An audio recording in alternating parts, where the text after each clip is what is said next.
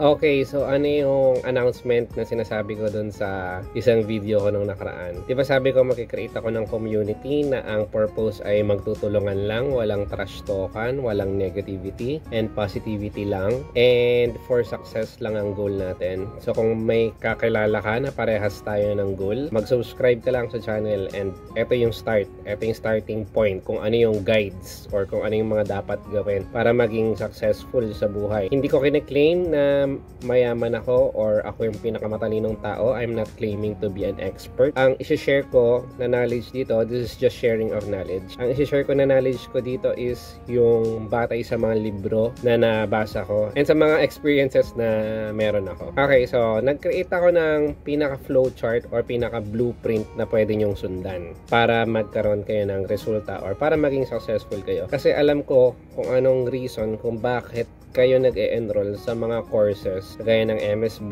S1 Home Working Professionals, kay Moline, and the rest. Ang main reason mo kung bakit ka nag-join sa mga courses na yon or bakit ka nag-e-enroll sa mga courses na yon is simply because gusto mong kumita, gusto mong yumaman, gusto mong umasenso. And unfortunately, majority ng mga courses na makikita mo dyan sa Facebook is nakadesign yan para mang-hype. Nakadesign yan para palabasin na madali lang yung process, na madali lang yung ladder na kailangan nating akyatin para maging successful, which is hindi talaga. Mahirap at may challenge yan, of course. Kasi kung madali lang, edi sana maraming nagiging successful. So start tayo, lahat tayo magsisimula lahat sa wala. Kaya dito sa flowchart na to, lahat tayo magsisimula sa wala. Ayan, start.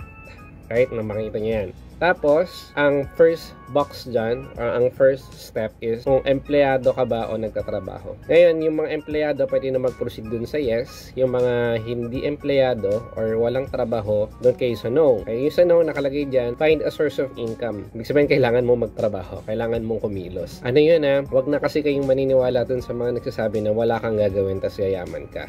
Hindi totoo yun. Okay? Part lang yun ng marketing nila.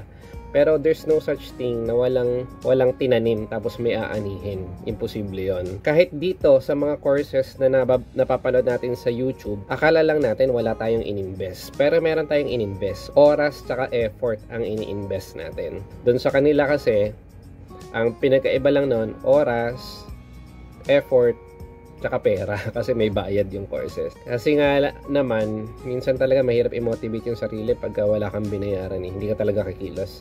So ngayon, yung mga walang work, yun ang una yung dapat pag-focusan. Kailangan yung maghanap ng source of income. Kahit ano pa yan, basta legal at ethical. Yung diskarte man yan o kaya trabaho, mag-apply ka, kailangan mong magtrabaho para magkaroon ng income. Alam nga namang hindi, diba? Saan mo kukunin yung pera? So, yung mga may trabaho na, empleyado na, ang good news dyan, pwede na kayo mag-proceed dun sa next step. Ito yung next step, income management. Ituturo ko yan sa separate video. Ang gagamitin nating guide dyan, hindi lang boka-boka, hindi lang inimbento ko. Ang guide na gagamitin natin dyan, kung hindi nyo na maantay, yung video na i-upload ko, ibibigay ko na yung title, which is the 5 Laws of Gold. Mababasa mo yan sa libro ng The Richest Man of Babylon. From that, pag natuto ka ng mag-manage ng income, ang next na question dyan, yung nasa baba. Do you have savings? Meron ka bang naiipon? Kasi merong tao na may naiipon, meron tao na sakto lang yung kinikita. Kaya nag-create ako ng separate box dyan kung meron ka bang savings o wala. Kung may savings ka, dun ka sa yes. Okay? Kung wala, unahin muna natin yung wala. Kung wala kang naiipon, isa lang ibig sabihin yan, kulang yung income mo, kailangan mong maghanap ng side hustle, part-time job. Kulang yung income mo kasi. May ma-encounter tayong mga problem dyan kasi baka wala ka ng time and so on. Saka na natin yung solusyonan pagdating natin dun sa part na yun ng video na yun. And I'll encourage everyone na subscriber ko na mag-comment kung anong suggestion nyo para dun sa mga wala ng oras and so on. Paano pa ba sila makakahanap ng ibang work or makakaipon and so on. Pag dumating na tayo sa part na yon, magbigay kayo ng suggestion. Nag-group study na tayo ngayon. I mean, community tayo na magtutulungan tayo for this na hindi lang manggagaling sa akin yung knowledge. Kung may idea ka, ilagay mo sa comment. Okay, ngayon, savings. Punta tayo sa savings, di ba? Yung mga merong savings, dalawa ang option. It's either mag-invest ka or start a business. Magkaiba yung dalawang yan ha. Ang sinasabi ko sa invest, whether stocks yan or yung sa banks, yung wala ka nang gagawin, yung pera lang yung ilalagay mo tapos nag-grow siya ng kusa. Tapos may broker ka and so on. Yan yung investment na sinasabi ko. Again, kailangan mong i-check yan kung totoo yung investment and so on. Kasi baka mag-invest ka sa scam na naman and meron na tayong guide kung scam ba yan o hindi doon sa isa kong video. Or kung hindi ka mag-invest, mag-start ka ng business. When I say business, legit na business at start, ikaw pa rin yung ma-manage nun. Pero dadating dapat yung time na magkakaroon ka ng manager. Yan yung business. Otherwise kasi kung ikaw yung nagma-manage nung business mo, hindi ko siya matatawag na business talaga. I will call that a side hustle. Okay? Kasi kung ang business, hindi ka na ganun ka-involved sa process dapat. Ang involvement mo na lang, very minimal. Pati yung, syempre, yung puhunan galing sa'yo. Pero ang involvement mo sa process, very minimal. Parang nag-oversee ka na lang ng lahat ng operation. Kasi kung ikaw lahat ang gumagawa, hindi pa yun matatawag na business talaga. So, kailangan siyang maging automated, kumbaga. Kasi kung hindi siya automated, it's a side hustle. Empleyado ka lang ng sarili mo. Hindi ka nagbi-business. Empleyado ka ng sarili mo or self-employed ka. So, hindi yan business kapag ganun yung situation. So, kung mapapansin nyo, investment and business, bumalik lang siya dun sa income management. Kasi dun sa income management nga, yun yung pinaka-importanting skill na kailangan meron ka.